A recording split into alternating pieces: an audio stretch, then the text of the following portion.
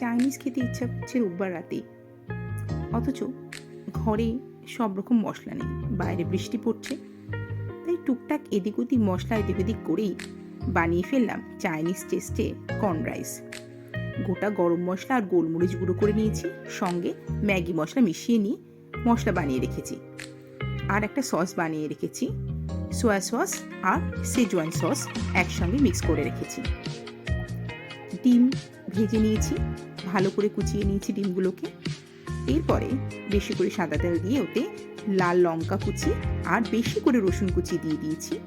একটু সতে করে নিয়ে পেঁয়াজ কুচি দিয়ে দিয়েছি, পেঁয়াজগুলো লাল করে ভেজে কর্ন দিয়ে দিয়েছি বানানো সস, নুন আর বানানো মশলাটা।